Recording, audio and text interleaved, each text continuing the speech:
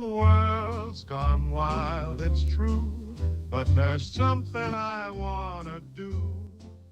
When the alarm sounds and chaos ensues, I'll be there dancing in my Sunday shoes. When the skies turn dark and the bombs they rain, I won't be bothered, I'll embrace the pain. I'll be swinging in style with a smile so bright, 'cause when it's all over there'll be no more fights. When the bomb drops, we'll be jumping high, swinging and singing as the world says goodbye. Oh, the atom bomb may be catastrophic, true, but there's no denying there'll be a great few.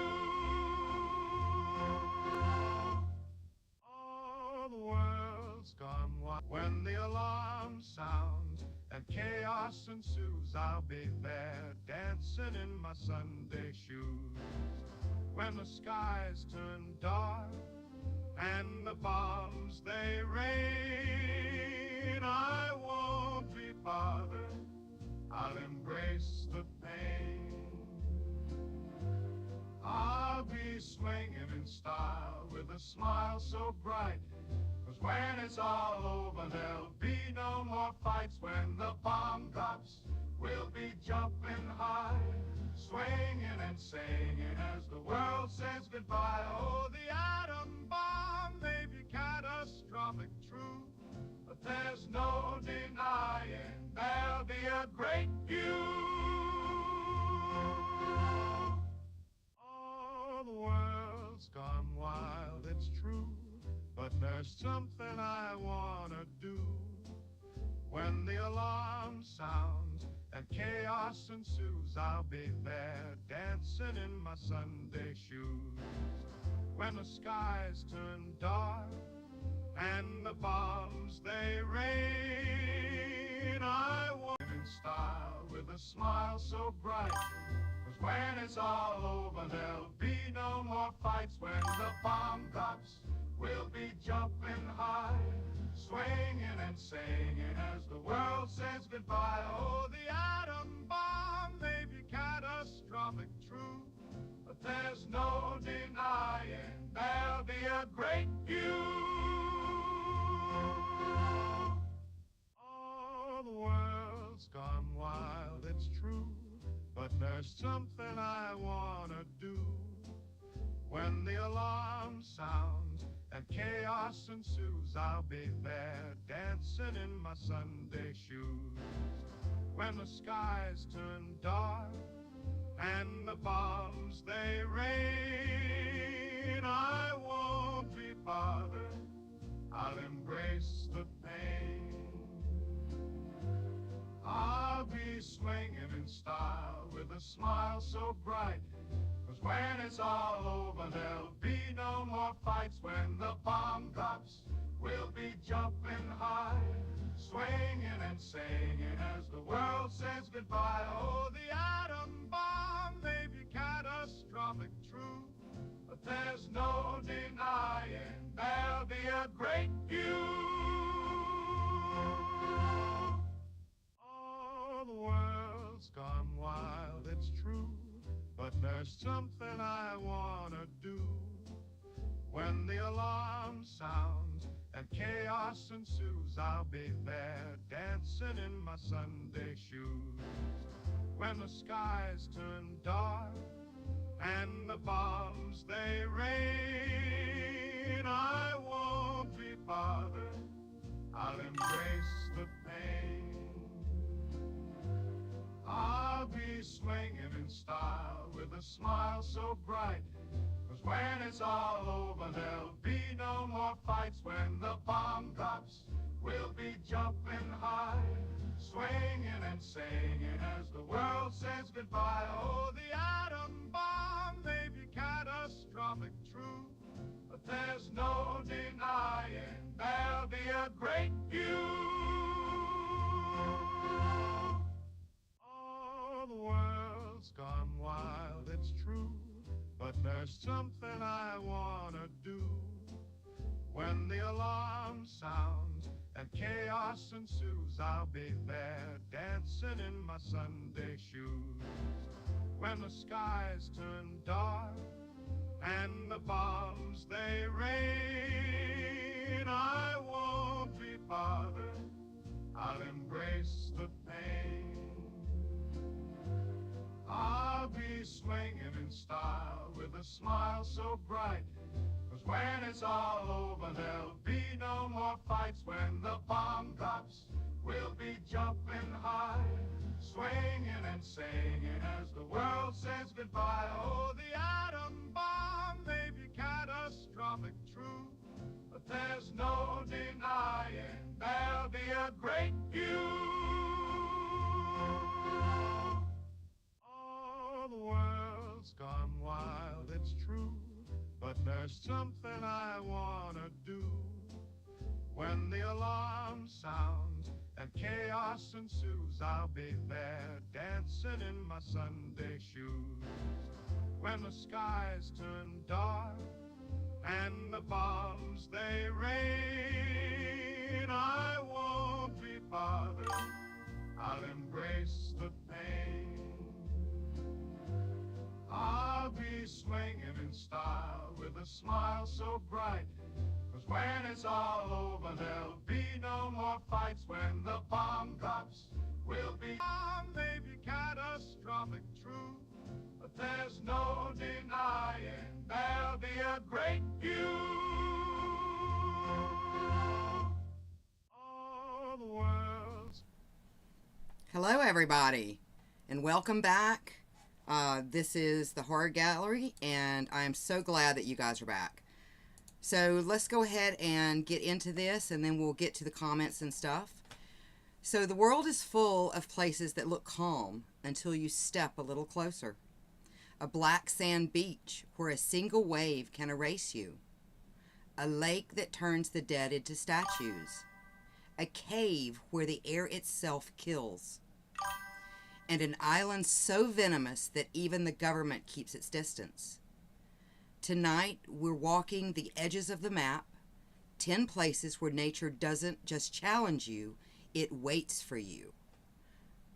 From the tidal traps of Essex to the boiling craters of Kawajin, from the silent cold of the Antarctic plateau to the Brazilian island crawling with vipers, these are the landscapes that remind us how thin the line is between sand. And some don't bother hiding at all. But every one of them has one thing in common.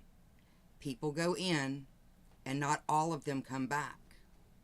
Tonight we'll be discussing the 10 places the earth never meant us to visit. I am your host, Mother Della Morte, and this is the Horror Gallery.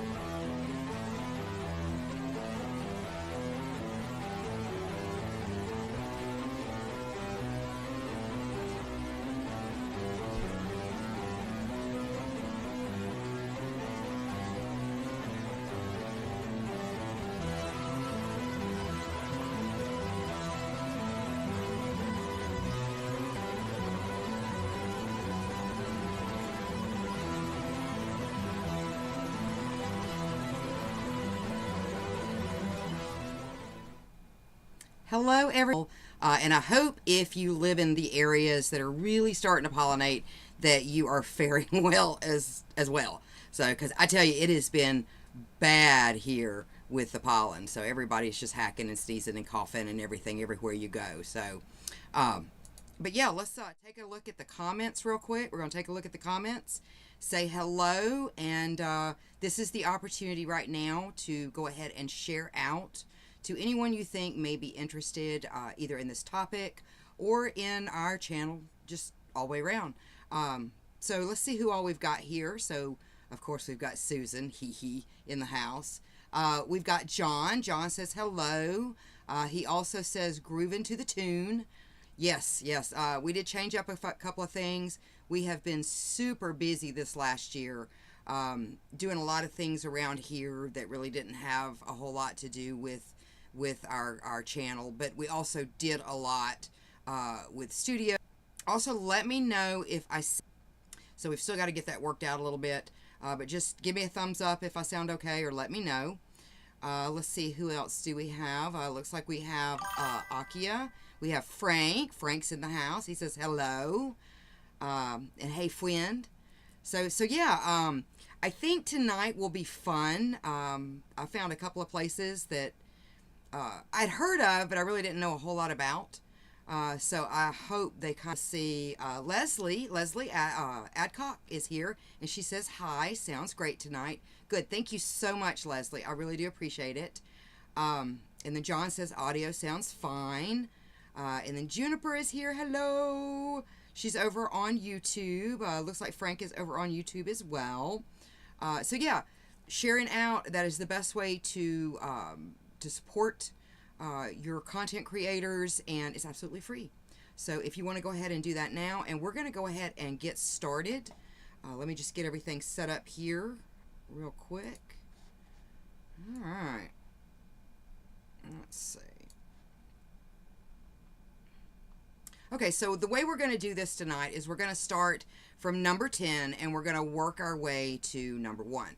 So on our list of places that the earth really doesn't want you to go there, or it may be not in your personal safety best interest, we're going to start with number 10, which is the Salton Sea. Now, in the middle of Southern California's desert lies a mistake, a shimmering, sun-bleached mirage that looks like a lake, but behaves like a warning. The Salton Sea was never meant to actually exist. In 1905, engineers accidentally diverted the Colorado River into a dry basin. For 2 years, the water poured in, creating a vast inlet sea. At first, it was beautiful. It was a paradise. Resorts, fishing, celebrity postcards promising things such as, America's new Riviera. But paradise doesn't last long when the water has nowhere to go. As the decades passed, the sea grew saltier, basically because it was evaporating. And in that time period, agricultural runoff, pesticides, fertilizers, chemicals, they all flowed in to the Salton Sea and stayed. Now, of course, the fish began to die by the millions. Their bones now crunch underfoot along the shoreline like brittle gravel.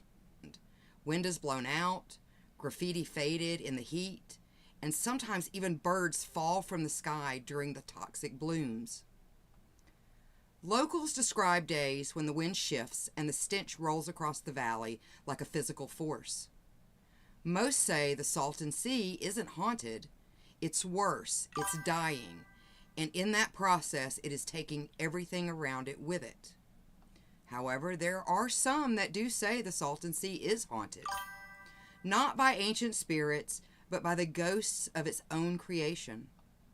Travelers speak of shadowy figures watching from the shoreline, their eyes glowing in the desert dusk. Some swear the stench that rolls across the lake isn't just rot, but a warning, a sign you've come too close. Others tell of strange lights drifting over the water at night, as if something from the sky still lingers there. And in the abandoned towns, people hear footsteps in empty rooms and voices in buildings long left to decay. Whether it's ghosts, curses, or something stranger, one thing is certain: the Salton Sea remembers what it used to be and what it has become. So number 9, the East Antarctic Plateau. Oh, and let me do this real quick too. Talking about the Salton Sea. Let's do this real quick because I do have a picture. I do have like stuff for you to look at. All right, so when we're talking about the Salton Sea, this is what we're looking at. So we've got just dead fish everywhere. Even though I am understanding, I believe it was Aki I was talking to about this because this is kind of near or in their area, their state. They are trying to introduce some different species of tilapia, I guess, to this area to try to help clean it up. They have been trying to do some cleanup, but I think it's not as successful as they were hoping it would be. But it is slowly. I think they're slowly being able to kind of clean certain areas up. So yeah, that's kind of what it looks like, if you were to be lounging on the beach of the Salton Sea. All right, so let's see. Let's go back over here. And we're going to talk about, again, the East Antarctic Plateau. Now, we move from toxic heat to cold so absolute it barely feels real. The East Antarctic Plateau, sometimes called the Polar Plateau, is the coldest place on Earth. Satellites have recorded temperatures below 90 degrees Celsius, cold enough to freeze the moisture in your lungs before you can even exhale. There is no sound there, no animals, no plants, no windbreaks. Just a white void stretching to the horizon, where sky and ground blur into one endless sheet of ice. Scientists who work there describe the silence as oppressive. You hear your own heartbeat, your own breath. The crunch of snow under your boots becomes a metronome of survival. The danger isn't dramatic, it's subtle. A glove removed for seconds can cause frostbite. A mechanical failure can mean death. A whiteout can erase the world around you, leaving you blind in a landscape with no landmarks. It's not a place that kills you violently. It kills you indifferently. Now, here's the truth.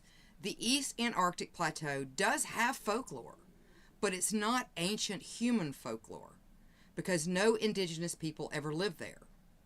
Its myths are modern, born from explorers, scientists, and the sheer strangeness of the place. And honestly, that really makes the stories easy. No shamans, no ancestral myths, so the land did make its own. Explorers speak of the third man, which we actually did a episode on. Also, silent companions who appear in the corner of your vision when the cold begins to take your mind. Sailors whisper about the Kraken lurking beneath the southern ocean, its tentacles brushing the hull in the dark. And in the frozen interior, some swear the ice hides more than rock, that entire cities lie entombed beneath 3 miles of white silence. Even the land bleeds, a crimson waterfall spilling from a glacier like a wound that never heals. And I believe it's caused from like iron. There's iron deposits there, and whenever you kind of have, I guess, metal like that mixed with snow, it kind of not necessarily causes the snow to melt, but it looks like stone. So basically, humanity gave it monsters worthy of its emptiness. And let me show you a picture of that real quick. See, no hotels to stay at and no 5-star restaurants to eat at. It's just a white void of absolutely nothingness. There you go. I'm sure that did not surprise anyone of what it would look like. All right. So we're going to get to number 5. When we get to number 5 and do our midway and things like that, then, because I know you guys have been really active over there, I will be getting to the comments. So I'm not ignoring you. We just have a few things to go over tonight. All right. So number 8, the Great Blue Hole. And you know what? I think what I'm going to do is just go ahead and pull up the picture. There we go. And then I will talk about it because it doesn't cover me up. Okay. All right. Back over here. So the Great Blue Hole in Belize. So off the coast of Belize lies a perfect circle of deep blue water, so symmetrical it looks almost artificial. The Great Blue Hole from above is mesmerizing, but from below it is something else entirely. The shallow reef drops suddenly into vertical shafts more than 400 feet deep. As divers descend, the sunlight fades. The walls close in. Strange limestone formations jut out like teeth. The water grows still and cold. Now, at around 130 feet, you can experience what's called nitrogen necrosis that can set in. It's an intoxicating, disorienting fog that makes divers feel euphoric, reckless, or even confused. Some swim deeper without realizing it. And from what I've understood, because I watched something that dive really deep, almost like with planes, sometimes when you don't know you're upside down, it can happen really easy, and you'll start going down rather than up, and you'll basically just fall asleep and never wake up. Some lose track of the air, and because you do have those monitors, and of course some never return. The Great Blue Hole is beautiful, but beauty doesn't care if you survive it. Belizeans say the Great Blue Hole isn't just a sinkhole, it's a doorway, a perfect circle carved into the sea, leading down into the Mayan underworld. Fishermen tell of shapes moving in the deep, too large and too fluid to belong to anything we know. It's Kafufu! Kafufu, that's where Kafufu lives.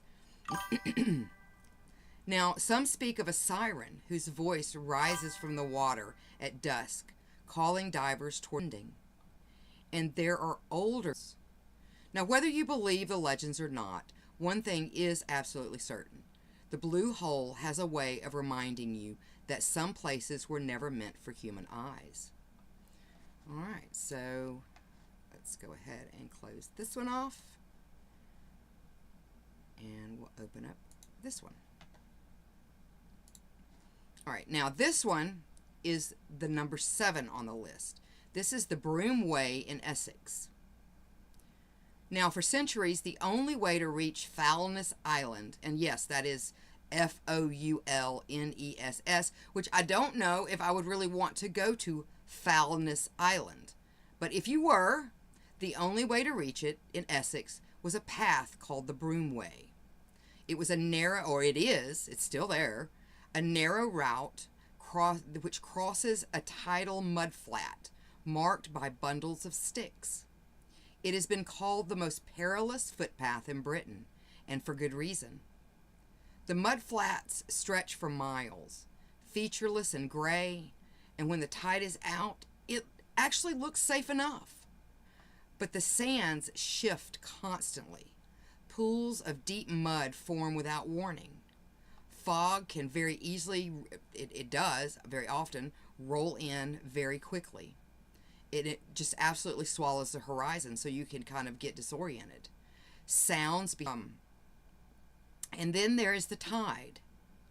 The North Sea can rise faster than a person can run. People who misjudge the timing find themselves surrounded, cut off, and disoriented. Many have vanished without a trace, and their bodies were never recovered. Walking the Broom Way feels like stepping into another world, one that doesn't particularly care if you make it back. Now, locals say the Broom Way isn't just dangerous, it's hungry.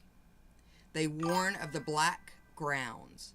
It's a stretch of quicksand they call the coffins, where the mud will just, you get in that mud flat, the mud flat area in the coffins, the mud will just close around you and cover you up. It will just suck you in, like there is, it just quickly, and cover you over like a lid. Now, on fog-thick nights, fishermen swear they hear whispers drifting across the flats, the voices of those who stepped onto the path and never found their way back. Some speak of phantom footsteps pacing behind them, keeping time with their own. Others tell of a pale lantern light gliding over the sands at dusk, the drowned still searching for the shore. Because out here, the tide doesn't just rise, it remembers. So yeah, that's a good one. Would you be brave enough to walk the Broom Way when the tide was down? I don't know if I would be, because it's 6 miles long. And I really don't know how long that tide stays out. I mean, I guess you can do it or it wouldn't be there. But I don't know if I had the gonads to do that. All right. So let's see. Let's put this one down. And we'll move on to the next one. And I may have a hard time pronouncing this one. All right. Reynisfara. Now, no, Reynisfara. Reynisfara is one of Iceland's most photographed beaches. Black sand, towering basalt columns, waves that look almost slow motion in their beauty. But the can appear without warning, racing up the beach far beyond the normal tide line. Tourists standing too close, mesmerized by the scenery, unaware that the next wave could be the one that drags them into the freezing Arctic. And this place is super dangerous. Now, locals tell of stories and trolls that lure people into or towards the water. Folklore, yes, but folklore that is born from real danger. Icelanders say the sea stacks off, how do I say that again? Reynisfara, weren't always stone. Long ago, two trolls waded into the surf on a storm-dark night, trying to drag a merchant ship to shore and claim its treasure. But the trolls are creatures of shadow, and they lost track of time. When the first light of dawn broke over the horizon, the sun caught them mid-stride.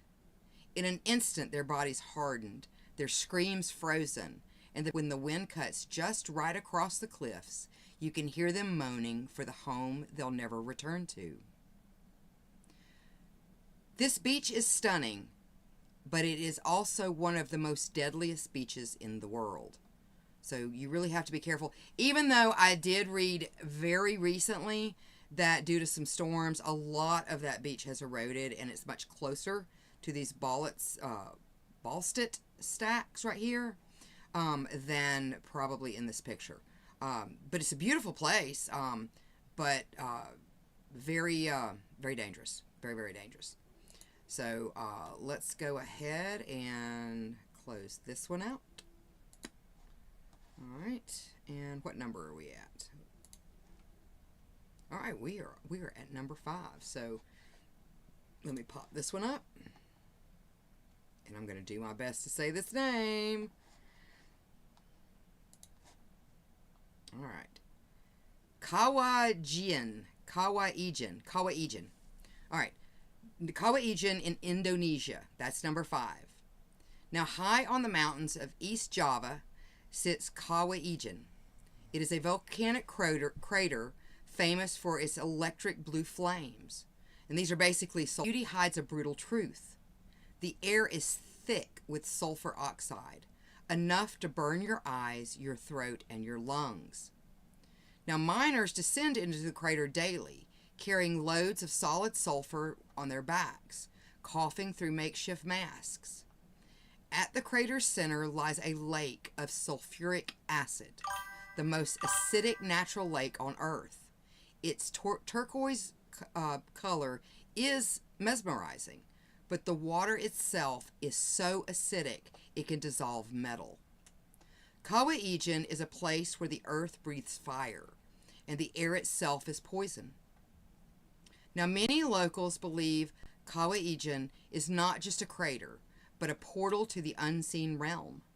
The turquoise acid lake and constant sulfur smoke are interpreted as signs of powerful supernatural forces. Miners and hikers often whisper prayers before descending, asking permission from the spirits who guard the crater. I don't want to go too close, but it is kind of a neat place. So let's see what's going on in the comments, and then we're going to get to the midway, do our ads. We do have a special ad we're going to be running tonight. If you're in Alabama, make sure you support our friend and one of our sponsors. So we'll get to that here in just a moment. So let's see what's going on here in the comments. Let's see where we were earlier. All right, so yeah, your mic's working. Sounds great. Okay, let's see.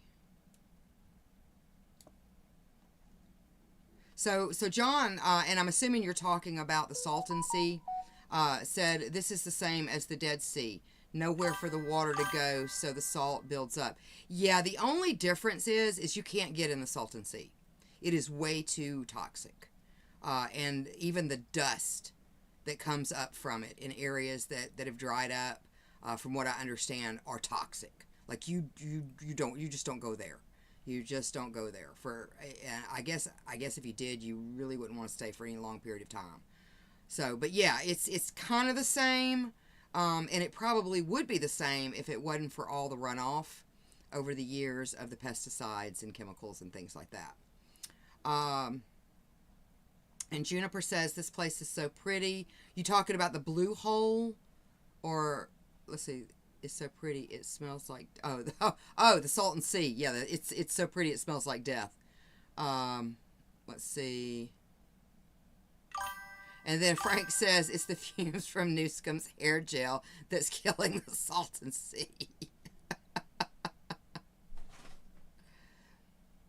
And then John says he can remember when they were pitching the Salton Sea as a resort. And let's see. And Juniper says it was the hairspray that killed the fish. It used to be so cool there, though.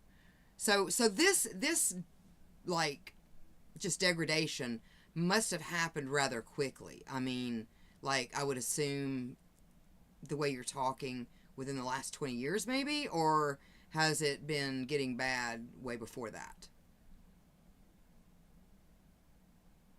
Let's see. Yeah, okay, so Juniper said what they're putting in the Salton Sea is the Mozambican tilapia. Is dominant here because they can handle various pH levels, high salinity, and low oxygen. But even there, they die. And then talking about the East Antarctic Plateau, John says, wow, the White Void, creepy name. Yeah. And then John talking about the Blue Hole. Yeah, I can't remember what documentary it was that I was watching, but it is really, like, for people that scuba dive, you really have to be careful. I mean, if I understand correctly, it's one of those things where you kind of have to, like, when you go spelunking, you usually have to sign something so that the park rangers or the state park or something knows that you're in that cave in case, you don't sign out. They know they need to come looking for someone. I want to say, if I remember correctly, it's kind of sort of the same with the Blue Hole, that they ask you to check in before you actually go, like scuba diving in there, because it can happen really easy. And then, let's see. No, not the mud flaps, Frank. The mud flats. I didn't know my ex-wife was in here. The mud flats. And then John says the Broomway sounds like an intentional death trap. Doesn't it, though? And I think they used a version of it. If anybody ever saw The Woman in Black, the one with, the dude that plays Harry Potter in it, that connected the little island where the house was that he was staying in with the mainland. I think that's supposed to be the Broomway, if I'm not mistaken. So, but I do believe, based on the information I was reading, I think the Broomway is actually much, much more dangerous. So, and then Juniper says Indonesia is just way too cool. Yep. No, Frank, when I said acid, I did not mean LSD. It is not a lake of LSD. Would be cool if it was. Where all the hippies be hanging out. And then Frank says the 70s till the 2000s, it's actually getting a little better now. So I'm assuming we're going back to talking about the Salton Sea. But no escaping the brown hole. I don't want to go there. I don't want to. So Juniper says the Salton Sea's first mass fish and bird die-off was around 1986. Okay. All right. So break, and we'll be right back.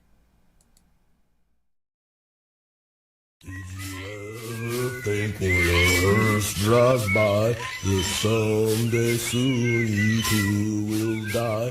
They'll wrap you up in a bloody sheet and toss you down 1,000 feet. On behalf of our wonderful residents and the Pickwich Chamber of Commerce, welcome to Pickwich, Ohio. Pickwich offers some truly special natural beauty, great lodging and restaurants, unique cultural activities, and of course, plenty of outdoor recreation. We have so much for you to explore in this little slice of paradise. Like our beautiful Ritual Hill, Parcosa Caverns, or Nug Swamp. We can't wait to get a taste of you. So, come on down and visit us. You won't find a friendlier gosh darn little town that's neither here nor there, anywhere else. Need more information or help planning your next trip? Visit us on the World Wide Web at pickwichohio.com or contact our Visitors Center at 513-278-7701. Hope to have you soon.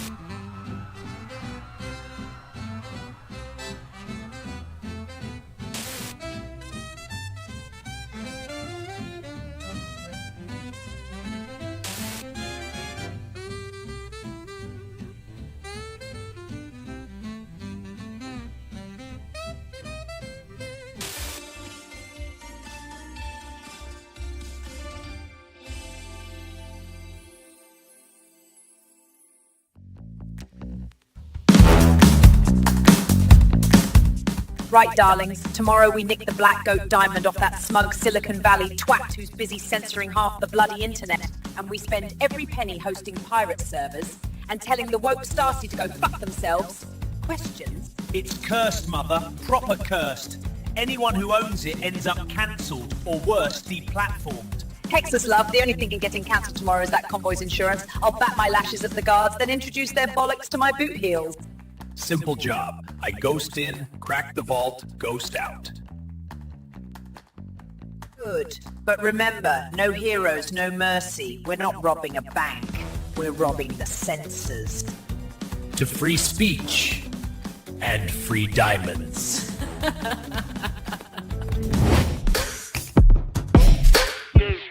Positions, you beautiful bastards. Remember, this is for every meme they've banned, every joke they've killed. Ready, Mother? Let's do this. Ready! Let's get these twats! Ready, Mother, and in position. Liners, yeah, I know they can take that. Let me just wait for the next drop, wait. Cap it up, wrap it up. You can tell all the love's running off.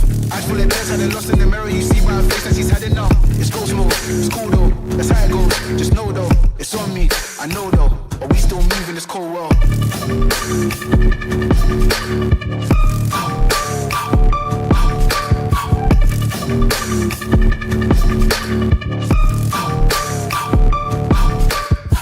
For non-conformity! It's go smooth, it's cool though. That's how it goes. Just know though. It's on me. I know though. Stop! Or I'll bloody take out your tires! Just here for the rock. No need to make this viral.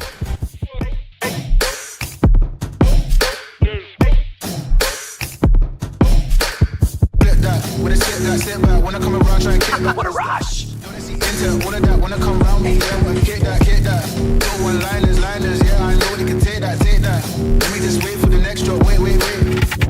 Cap it up, wrap it up. You can tell all the love's running off. Eyes full of tears, had it lost in the mirror. You see by her face that she's had enough. It's go smooth, it's cool though. That's how it goes. Just know though, it's on me. I know though, but we still move in this cold world. All right. right, and we are back. Yeah, I gave everybody a little bit of time to go grab something to drink and run to the restroom and all that good stuff. Here we go. All right, number 4, Lake Natron in shorelines and a heat that distorts the air. The lake's alkalinity is extreme. Its pH can reach 12, which is very similar to ammonia. Temperatures climb towards boiling. Animals that fall into the water become calcified, preserved in eerie statue-like forms. Photographers have captured birds and bats turned into stone, their bodies coated in mineral deposits, frozen in their final moments. Local legend says the lake is cursed, that spirits live beneath the surface, and that the red water is the blood of ancient gods. Science explains the chemistry, but it doesn't make the place feel any less haunted. Locals call it the Lake of Death, a place cursed by spirits and shaped by ancient fire.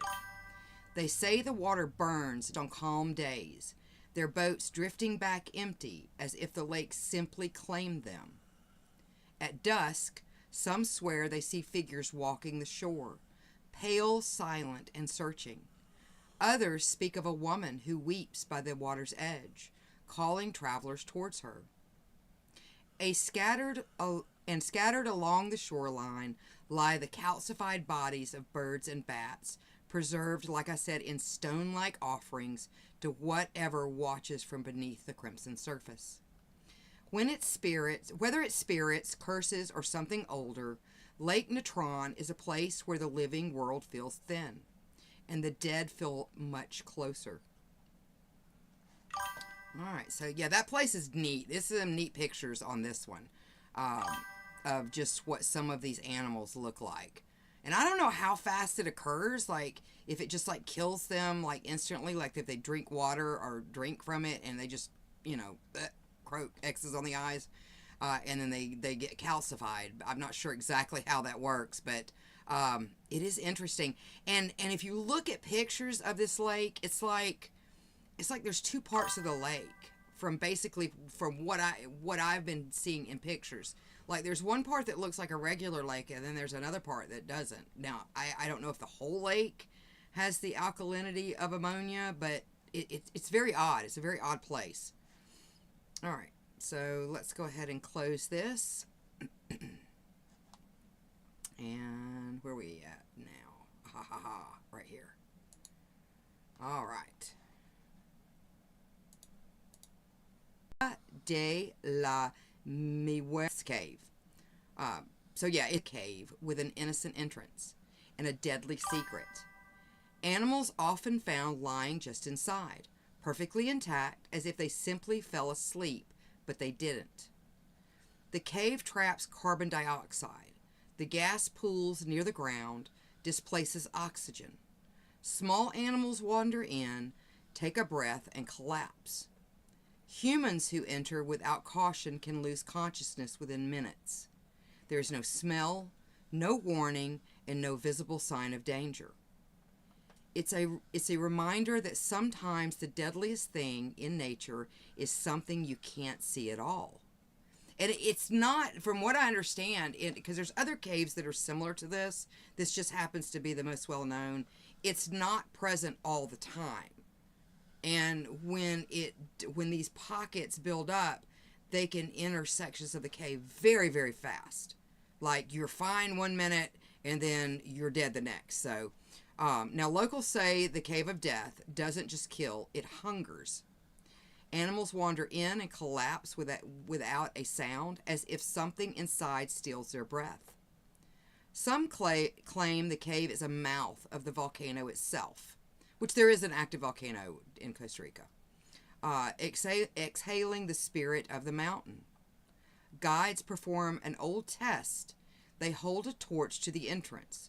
If the flame dies instantly, snuffed out by an unseen hand, that basically means that you cannot enter that cave. And sometimes birds will even drop out of the air if they get too close to, I guess, the cave entrance. Now, snakes go still mid-crawl. They say the cave curses anything that moves close to the ground. Scientists call it carbon dioxide. The locals call it something older, a place where the earth remembers how to take life back. All right, let's go ahead and close this one out. All right, I think this one is like my favorite of the 10 places. And I actually watched something on this too, and it's very innocent looking. Very innocent looking. So, yeah. Very innocent. So let's get over here. Now this area right here, this is the Bolton Stride in England. The Bolton Stride looks like a gentle woodland stream. Narrow, picturesque, almost inviting. However, it's anything but. Upstream from this area, the river wharf is wide and shallow. But at the Stride, the river is forced through a tight stone channel, turning a calm flow into a deep, violent torrent.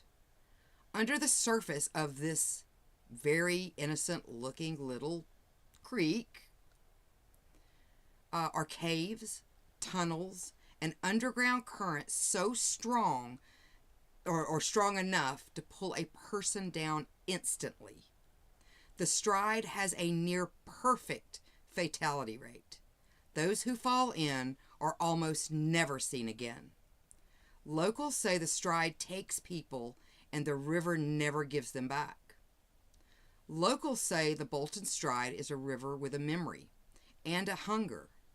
They tell of the boy of Egremont, a young nobleman who tried to leap the narrow gap and vanished without a trace.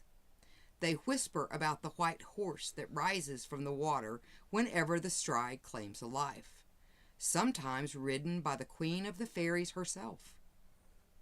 3 sisters once waited there till dawn, hoping to see her, however none returned. Lovers have tried to cross it in secret, only to be swallowed whole. Beneath twists sideways and drags the living into darkness. The Stride looks peaceful, but every legend agrees on one thing. It never gives back what it takes. So yeah, I think that one is my favorite of the 10.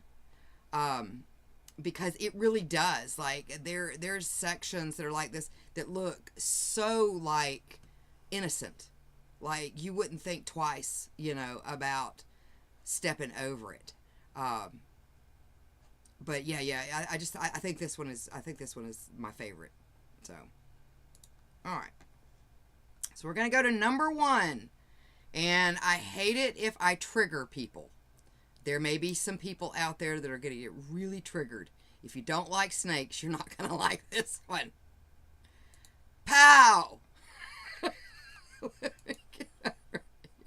And I'm going to do my best to try to pronounce this. Yada que Amada Grande. It basically refers to Snake Island. Now, 30 miles off the coast of Brazil lies an island so dangerous it's illegal to visit.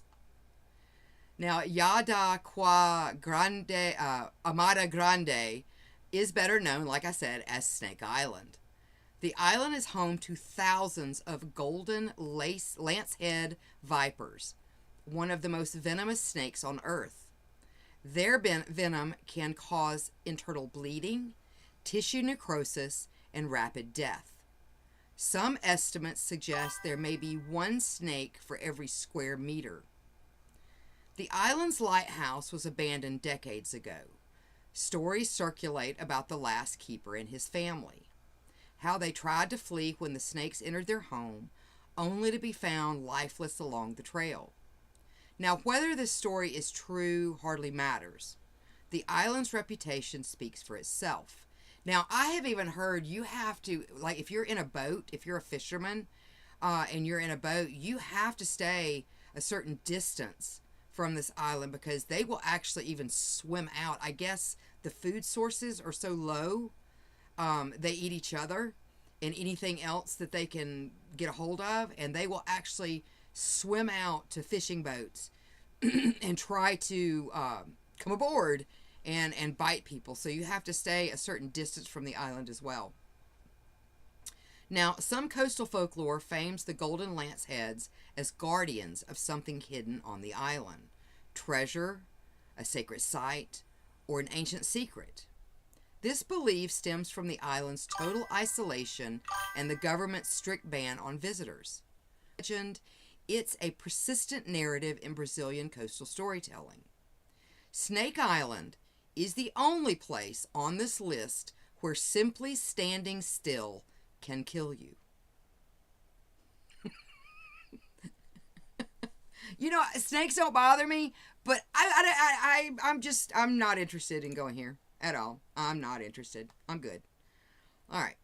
So let's get to the comments, and then I've got a little fun fact I'm going to go over that's kind of just like a little added to these 10 places. So let's see what's going on here.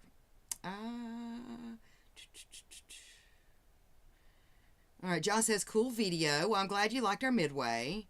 Let's see. Turn up your mic a bit. I don't think I can. Let's see. My mic.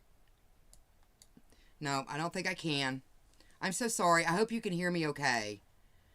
Let's see. Natron. John says, Natron, isn't that the stuff the Egyptian mummified people with? I don't know. I should know that, and I do not know that. Let's see. And John wants to know if I'm organizing a tour to all these places. Sure. Yeah, I'll organize it, and you guys go. That's how that would work. And then Frank says that's where his ex was born. And then John says, snakes, not snakes. Why did it have to be snakes? And then Juniper says, swooping is bad. All right, so we're going to go over this last one that I think is just cute. And me and Odd Daughter actually ran across this, and it's very hard to find. I found it on Google. Well, actually, she found it on Google Maps. And we had to mark it because we didn't mark it the first time, and we almost never found it again. And I was finally able to get some information on this place. All right. So, let's pull this up, and we'll go through the reviews. So, fun fact, on Google Maps, deep in the Siberian wilderness, there's a place with a name that feels like a warning. It's called Void and Pain. The Russian label is even starker. Its actual name is Pain and Emptiness. It sits inside a national reserve in Yukata, which is a region where winter drops to 60 below and summer turns the ground into a swamp that swallows whole forests. There are no roads, no villages, no signs of human life. Just in the summertime, lots and lots of mosquitoes. Locals say the name fits. Out here, the world feels hollowed out, stripped to ice and silence. A place where even the map seems to whisper. Google Maps of this particular area, so we're going to go over these. All right, let me pull this back up real quick. All right, review number 1 of Void and Pain, or Pain and Emptiness. All right, so Joseph Frido Lycia Mendoza says, he gives it 5 stars. How I've been dreaming of visiting. 5 stars. Just found my new paradise. Nixlix Rider gives it 1 star. Not nice. Restrooms, not hygienic.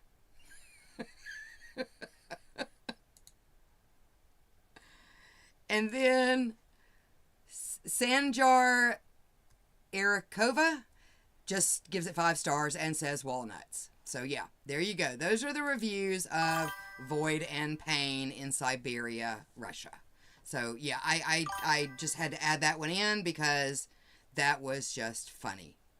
And I have been looking for an opportunity to use that one. So, and that may be another episode at some point to where we do like Google Map or Google Satellite stuff.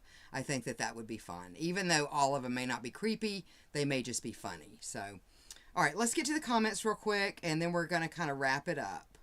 So, John Biggin says, Void and Pain. Detroit, no. Siberia, Russia. I mean, there could be one in Detroit. I don't know. And then Frank says, Fritos. He is one of the chili cheese variety. I still like not nice. Bathrooms are not hygienic. All right, so let's see. Now, long before we carved out borders into maps or named the oceans, the world was already telling its stories. Stories written in stone and salt, in fire and ice, in the quiet patience of places that never asked for our footsteps. Tonight we walk through 10 of them. 10 thresholds where the earth shows its oldest face. Places that don't negotiate. They don't warn, and they just simply don't care. And maybe that's the part we forget. We build cities that are older and far less comforting. We are guests here, temporary ones. Every location we visited tonight reminds us that the earth is not hostile. It is just simply indifferent. It doesn't need to hate us to kill us.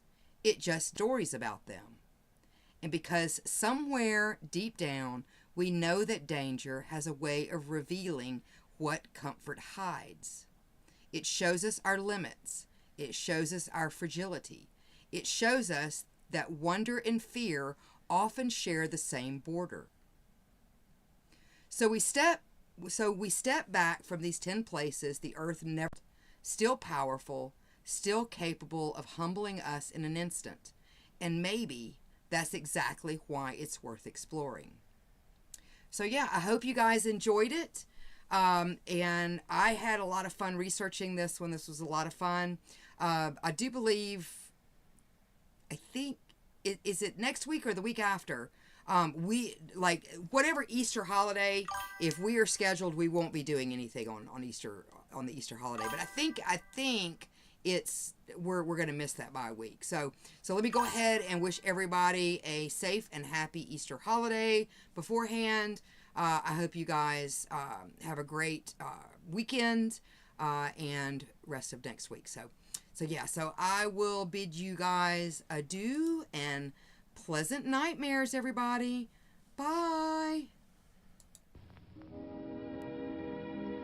And now, folks, it's time to say goodnight. We sincerely appreciate your patronage and hope we've succeeded in bringing you an enjoyable evening of entertainment. Please drive home carefully and come back again soon. Good night.